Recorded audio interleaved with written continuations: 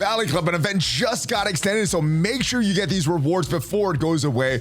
Who is the next legendary character coming to Marvel Strike Force, and what are the best characters to take into Dark Dimension right now? We're talking about these things and the rest of your mailbag questions in this video. So if you're ready for all these things and more, then Valley Club, you know what to do. Find that like button and let's go smash it. And welcome back to the ValleyFlyin channel. I am ValleyFlyin. I hope you are having a great day. In this video, we're talking about the event that got extended, the next legendary character, and we're diving into the mailbag to answer your questions. But before we do all that stuff, if you haven't done so already, hit that subscribe button for more great Marvel Strike Force content. At least 5 Marvel Strike Force videos per week on this channel. Usually I have more. Question and answer videos like this, news videos, gameplay videos, everything help your experience in Marvel Strike Force. But let's go right into the game and talk about the event that got extended, this coming out event, which actually has some really good rewards. But unfortunately, you have to do 2 things for this. You have to go on a treasure hunt and find these 2 items, this red pride stone, which we're going to talk about in a little bit, and this yellow pride stone. Now, this yellow pride stone was only available on the web on Friday. So what they're doing, they've extended this event in case you didn't get that gem on the web, because this was supposed to be an event that just kind of gives this stuff here. So what is happening? If you did not get that Yellowstone on the web, there's going to be an inbox message later today. So make sure you claim that inbox message. You still need to claim that inbox message to get that Yellowstone. That should give you the 25,000 points. Now, in case you forgot about this redstone, didn't get that over the weekend, or wasn't sure where it was, well, you can still claim that. To get that, you're going to need to farm an Iceman node. So if we go into the game, see where Iceman is found, that is on, I believe, Heroes 5-6. So if you go to Heroes 5-6, there is this red stone down here. Now you only need to do it once, so it's going to auto claim. So if you do 1 node here, use 16 energy, you will get this red stone. Like I said, it won't show up on your rewards when you do this, but as long as you get this, it will show up there. You get the 25,000 points to get those milestones. Well, let's move forward with your questions of the week from the mailbag. Big shout out to everybody that left a question for this video. And if you want to leave a question for a future video, make sure you are a member of the Discord. The link is down below. Go to the mailbag questions channel and leave your question there. The first question of the week is about all these crazy defensive wins. Look at this, 24 defensive wins. The question is, Mephisto buff, why? Well, the obvious answer is all the Kraken spent a lot of money in Mephisto, and obviously it wasn't doing what they wanted. They didn't get as much benefit as they wanted. So the devs did a couple things. The Krakens, the higher end alliances, they wanted a couple things from war. They wanted it more defense-based instead of offense-based.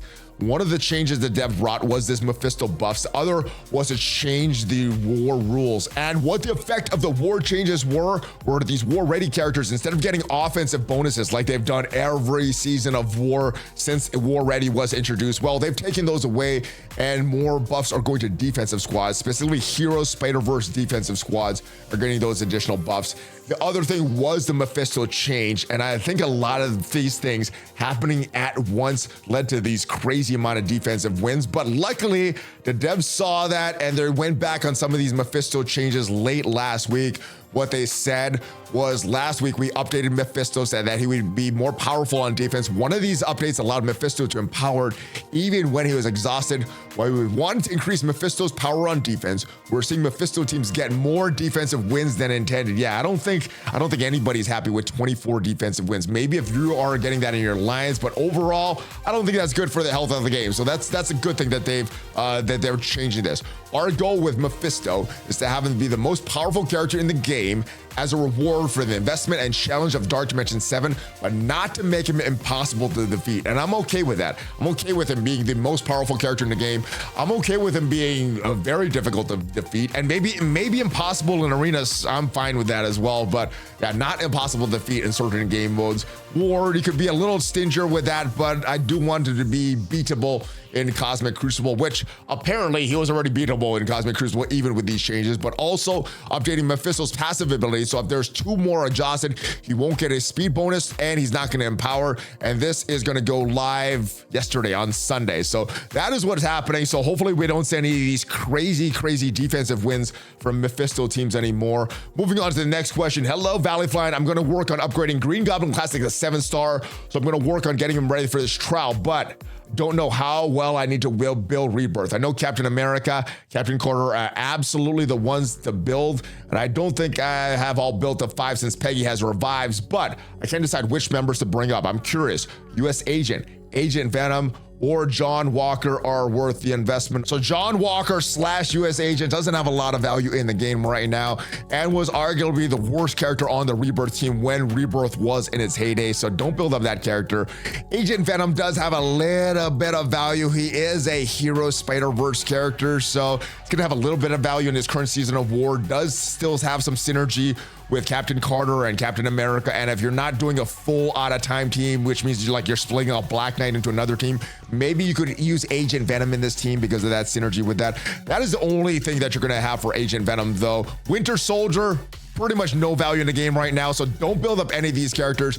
Taking a look at these raids and this raid map for the Green Goblin Trials, under the big advice for a lot of people was build up Rebirth, skip New Avengers, but now I think it switches, right? Because Rebirth is not a team, Out of Time is a new team, Rebirth is not needed, and New Avengers still has some value. So I think you go hard into New Avengers, which was the different philosophy they had before, and Rebirth, hopefully, or Captain America, Captain Carter could get you through this, and if not, hopefully Captain Carter can bring some characters back to life. Now, Green Goblin is a very, very good character, and I think even if you gotta invest a little bit in your Rebirth, a little bit in your New Avengers, I still think that Green Goblin Classic has enough value in the game that it's worth it for you to build up those characters, even if it's just a one-time thing for Green Goblin Classic. But yeah, put as little into those other characters as possible. You could obviously, you know, that you could go hard on Captain Carter, Captain America, but the rest of these characters, yeah, they're not gonna give you a lot of value in the game. So just do what you need to get through these Green Goblin trials, get a Service Star Green Goblin, and then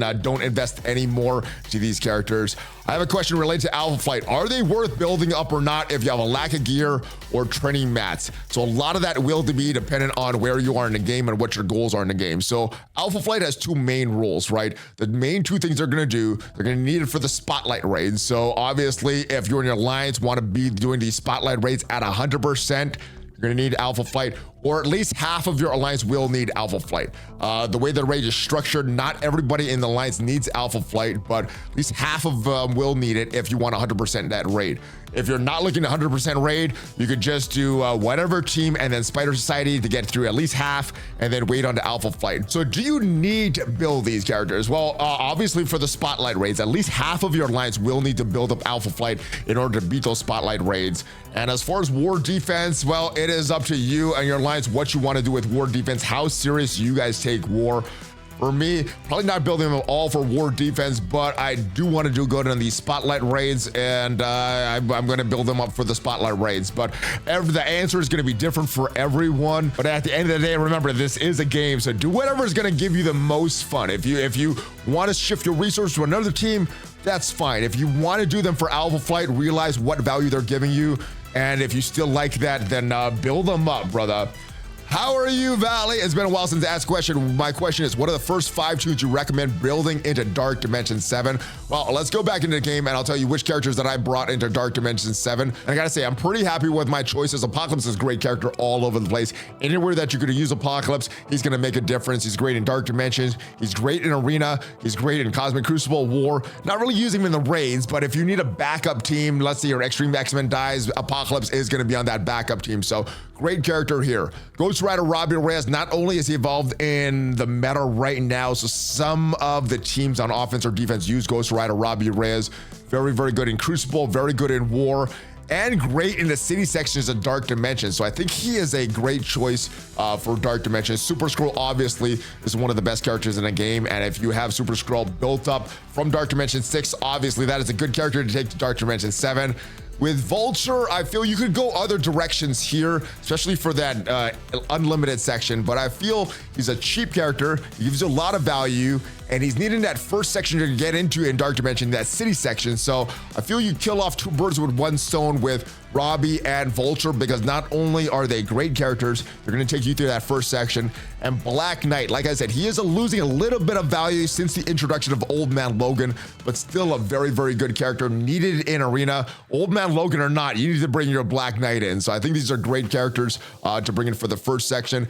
And as I'm looking for my next section, this is what I'm thinking for City. So we already have Vulture done, we already have Robbie done, we already have Noir done, and I'm gonna bring in 2 of the 3. So the 3 I'm gonna bring in is either Peter, Pav, or Penny. and I'm bringing in the first 2 that we have the gear for, and that's what we're doing for City. So that is my first 5, and that is City. Hopefully that helps you. If you have any diverging opinions of characters that you brought into Dark Dimension 7 that you really were satisfied with, maybe better than my picks, let me know in the comments down below. As we move on to the next question, Valley, question with skippable characters, teams, and the Krakens. I've heard Krakens are unhappy with their dollars per smile and nothing skippable these days.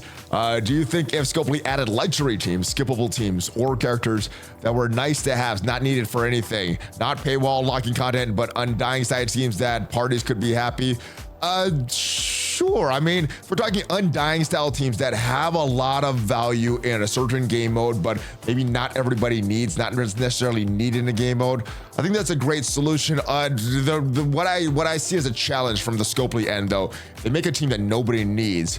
What is the incentive to push for that team? What is the incentive to buy that team? What is the incentive to push in these events for that team? So I do get your point, because they did do that with Undying, but that's only 1 character per year. If that trend continues for Halloween, Zombie Juggernaut 1 year, Zombie Iron Man the year before that. I don't know what we're getting this year, but I do feel Undying is kind of a unique case here. I'm not sure if they could do that with other teams. There were teams that were pretty trash in the past that weren't really needed for a lot. Pimtech, Inhumans, and those teams later became requirements for legendary characters because I don't think people wanted to buy them because they realized they weren't that valuable in the game. So I think Scopely's gotten away from that trend. I think we tried to do that with Spider Society, but they're like, all right, you guys don't want to buy Spider Society? Let's make a whole new raid that requires Spider Society. Let's make a tower mode that requires Spider Society. Oh, you think they're only valuable in the raids? Let's make them good in Cosmic Crucible and War. So I think as players tries to do that, the devs like, no, you don't get to do that. We want you to buy everything. So I think it's a good idea. I don't think Scopely would be open to doing that, though. Can I get you to use your experience to make the best prediction for the next legendary, their event, no traits, likely team members, uses, release window, and how you might be preparing your roster? I have educated guesses on all of these and reasons why. I would like your opinion and guess. If your lips are sealed because of your envoy status, I understand. So luckily in this question, nothing has been revealed to the envoys. So we are free to guess. We're free with all of our guesses. Everything that we know about legendary characters is already done with Old Man Logan. So let's just guess. And if we're going just on educated guesses, predictions, randomness, my guess is as good as yours, and for that I'm going to lead into the team that we already know about, and that is this team, this monster type team, starting all the way down with voting for Karen Page here as the first vampire member, voting for Man-Thing as a member on this team, voting for Morbius as the mentor here, giving her wings and claws, and then the rework for Moon Knight. So that is what I'm going to lean into. And for the legendary character for this team, Karen Vampire, Man-Thing, Moon Knight rework, I think Blade kind of fits on this team because it's kind of a monster / Halloweenish type theme.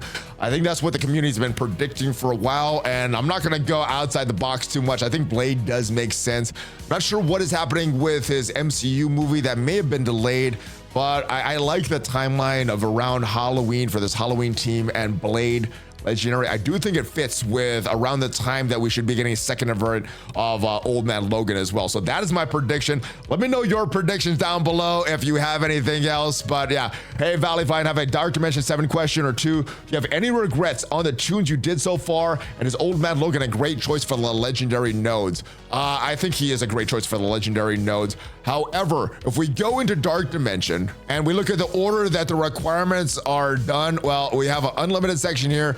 Then we start with the city section. So I'm pretty happy with my selection of Vulture and Ghost Rider Robbie Reyes. Obviously, Old Man Logan's a great character and would be great in Dark Dimension and other game modes, but because we have city first and then we have legendary towards the end here, I think I would build up my characters in the exact same way, going with my unlimited characters that are going to give value in a lot of modes: Apocalypse, Super Skrull, Black Knight, and then for city characters and Ghost Rider Robbie Reyes and Vulture. I think I would do it exact same way, maybe replacing Super Skrull or Black Knight at this point with Old Man Logan, but outside of that, I'll do the exact same thing and have no regrets of my choices in our Dark Dimension. But thank you to each and every one of you that left a question for this mailbag. Hopefully got some value from this, answer your question, and give you some insight of what you want to do. And if you did get some value, leave it a like. It is free for you. Tremendously helps out the channel. And if you want to see what are the best characters to farm right now in Marvel Strike Force, check out the video up there and have a great rest of your day. Hulk fist bump. ValleyFlyin out.